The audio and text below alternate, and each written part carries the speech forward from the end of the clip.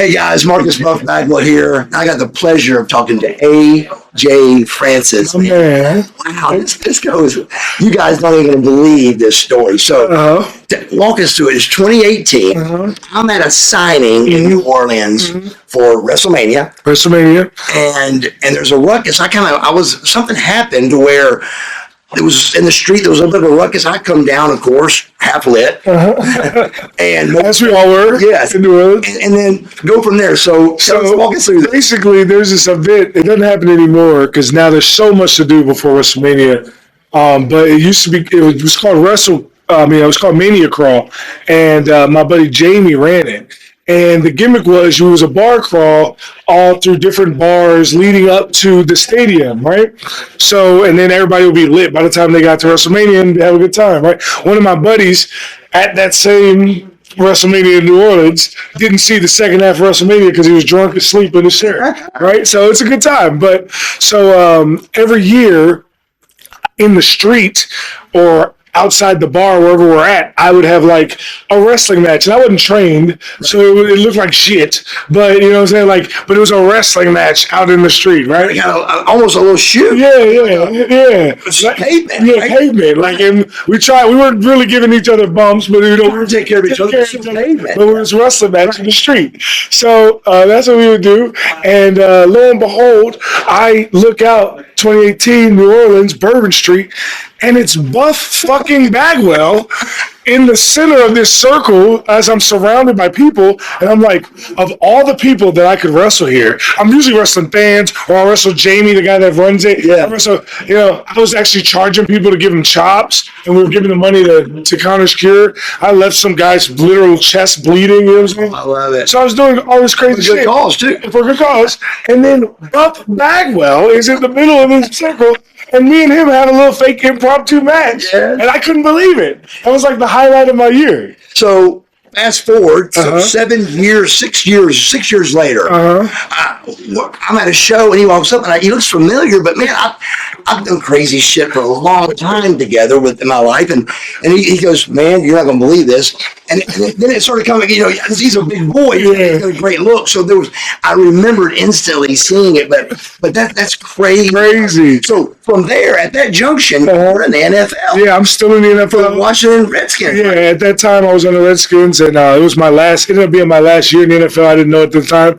And a year later, I started training, and, it ended up a year after that was in WWE. So it was like literal fast track. Yeah, so fast track. 2018 was my last year in the NFL, and then so my last game I played was September 1st, 2018, and then November 2018, 2 months later, I started training at Team 3D Academy.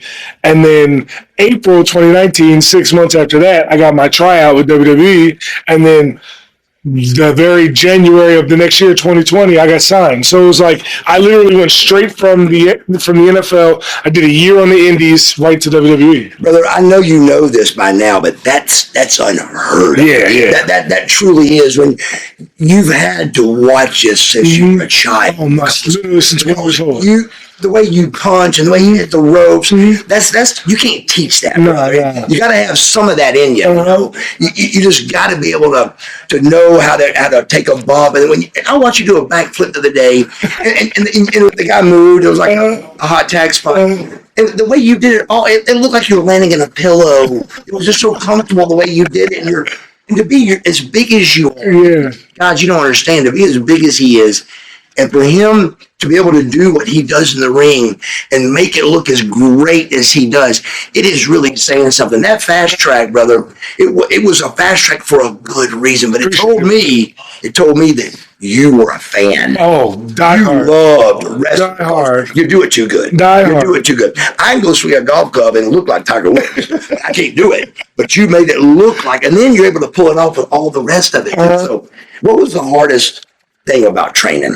About training? Yeah. Honestly? Well, let me give you an idea. So, for example, for me, the ropes. Okay. The ropes to me were the hardest thing to get used to. What was your thing you couldn't quite get? You know what? It wasn't even It was just the act of training. And what I mean by that is like, even when I was in the NFL, like I hated practice. I love it. I could not agree with Allen Iverson more. Yeah, right. I hated practice because we can go out here and practice. There's guys that are practice all TV on. Yeah, there's just like in training. There's guys in training that look like they should be world champions. Yeah. And you put that red light on and they shrivel in the light. Goes away. You know what I'm saying? So it's like Red light. that red light changes a lot of people for better and for worse. So it's like to me, it was like once and just being honest, like after I had been training for about 2 months, Haku shows up at Team 3D Academy and he says, "Big man, give me a ring." I'm like, "Oh shit, what are we gonna do here?" What's up? So then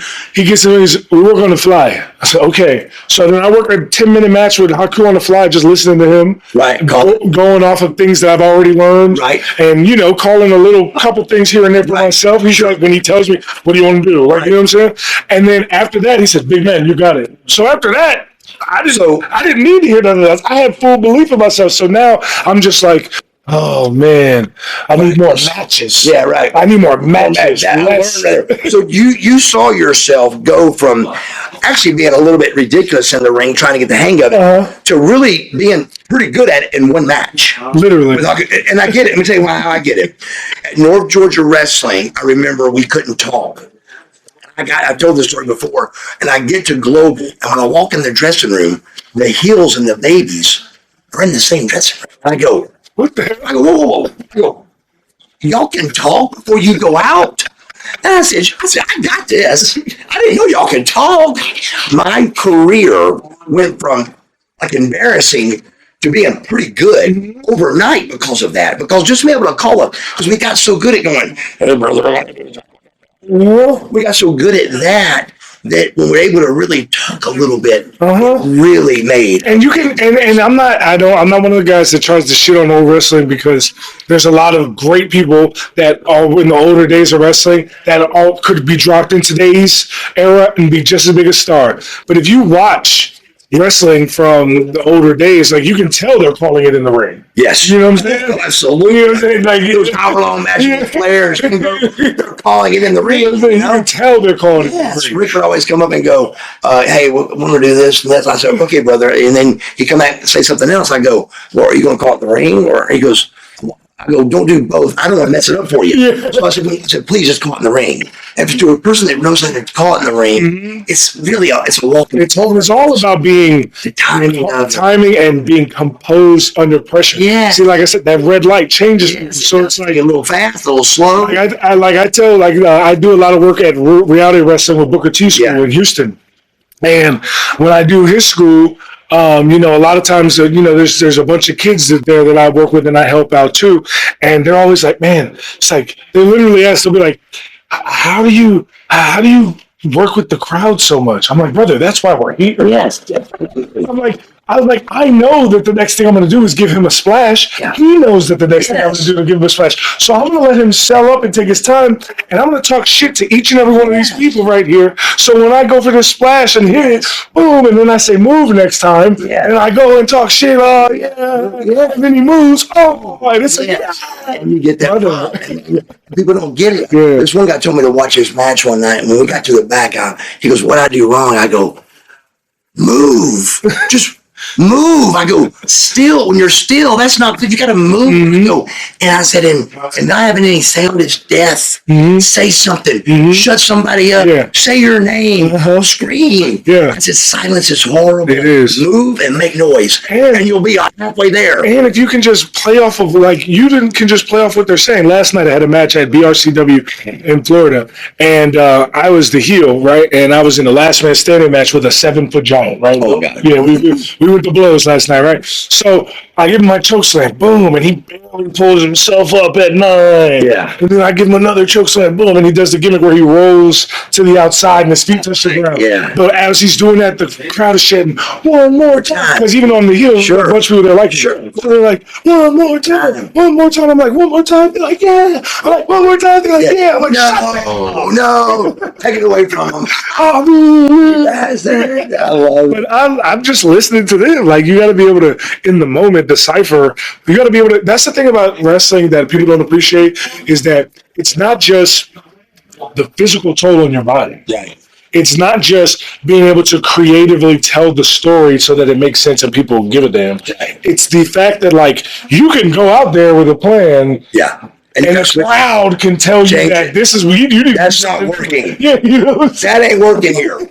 So what are you going to do now? And you got to be able to come up with it now. Right then and there. And I know you got the thing where you've locked up and got the go home cue. Go home. The funniest one ever is when I was in WWE, we had a tag team match versus Los Lotharios, and we were supposed to have 1,000 things laid out. Oh, we're supposed to have 8 minutes. But that included entrances, so we're supposed to have like 6 minutes. So when we're going through the curtain, they say, "You guys got 5.5." We're like, "Cool." We get in the ring, we go to lock up. Go home. You got 2.5. We're like, "Okay." Yeah. I know that wasn't a 3-minute entrance. But that's the professional in you. Yeah. That's what you got to pull together and make it happen. And you're that guy. Mm-hmm. You're the guy that can do that because you love this business. Love it. You love it. What's next for AJ right now? Who are you with right now, AJ? I'm in TNA. TNA, and me and my tag team partner Casey Navarro are first class. We're gonna, I think this year is the year we win the tag team titles. Who's got the tag titles right now? Right now, the tag champions are the Hardys. Hey boys, and we've already had a match with them when they weren't tag team champions. Yeah, and they beat us. But I think this time around, I think we could get them. I love it. At the end of the day, I just want to keep doing things that people in wrestling aren't doing. Yes. The thing that differentiates me from a lot of wrestlers is I get in rooms and circles that other wrestlers don't get in. For example, I hosted the Cheez-It Citrus Bowl this year. Love it. No other wrestler that's not signed to WWE did anything like that. I'll be at Super Bowl Media Row next week. No person in wrestling that's not signed to WWE is going to be there. But do you have an agent helping you with this? No, or this is is your mind. Your mind. This is all me because contact them or whatever. It's not even. It's Mike. I already know them. I already know them because all my NFL career. When I was in the NFL, that's the thing is like you saw the show Most Wanted Treasures when I go around. Yeah, I'm with all the talking about that. Love the show, right? But people in wrestling think that was my first TV gig, not knowing that I had been doing TV for 10 years. Right. You know what I'm saying? Right. So the reason I got the job is because A&E, what literally happened was Triple H, and I love Paul, but Triple H, and I was told this from the associate producers, that they didn't want me to be the host because I hadn't debuted on TV yet. You know what I'm saying? Yeah. I was in the PC, but I hadn't debuted on TV yet. They didn't want me to be on the show and not already be on TV. Not be a star. Exactly. Right. But A&E was like, no, this guy's been doing TV for 10 years. He's worked on ABC, NBC, CBS, NFL Network, ESPN. Right. He's done all these things. This is our guy. So then I end up getting the gig. And it's not like Hunter wasn't like standing on the table saying he doesn't deserve it. But once I got the gig, he was like, all right, cool, let's do it. You know what I'm saying? Right. And he loved everything that I did. You know what I'm saying? Right. But I got the gig because I had put the work in all those years prior. But people didn't know that. People had no idea. This guy got lucky. They're like, WWE. This guy. Dude. I got heat from the boys. Of course you did. I got so much heat from the boys because they were like, he just got here and he got handpicked for He set the ring up. Yeah. Like, come on, bro. Yeah, come on, right? Set the ring up. And for a fact, I did set the ring up at NXT coconut shows. Yes. All right. I had to work security. Imagine my big ass outdoor security. One time, I saved everybody's life because a guy tried to come in there with a big ass knife. I was like, my boy, take this to your car before I beat the shit out you. Yes. See, they don't know that. You did pay your dues. Yeah, exactly. We just paid him a little shorter. Yeah, fast track. Paid him quick. Brother, that's okay. You don't got to pay the bill over a long period of time. You can pay it off at once. Anybody that wants to even question you, I dare them just to check one of his matches out. It's the smoothest big man. Forget that. It's one of the smoothest of all wrestlers on TV right now. Period. Forget the big man part. I'm talking about period. From all your guys, the smoothness of his flow, of his rope running to his crowd work, to his mics, to his back flips off the top rope. It's really impressive, and I am a fan of AJ Francis. Wow, I'm very impressed. Wow, thank you, brother. I really am. Yours. Yeah, I haven't for a very long time. I appreciate that, brother. That's amazing. Thank you for that. What's up for you in 2025? The tag belts? Tag That's belts. your main goal, tag belts, and then get back in the world title picture. I had the world title main event with Nick Nemeth at Final Resolution, the last pay-per-view of the year 2024. That match opened a lot of people's eyes to me because it was my first main event right, title for the match. belt. And the funny thing is, like, red light. Yeah, red light on. That's when I broke out the moonsault. Yes, sir. Yes, sir. Like, I hadn't done the moonsault in 2 years. Yeah. So when I did it, people were like, "Oh, I didn't even know you could do that." You know what I'm saying? Well, brother, I appreciate it so much. I appreciate it. Big fan, buddy. Oh, thank you. AJ Francis. Peace.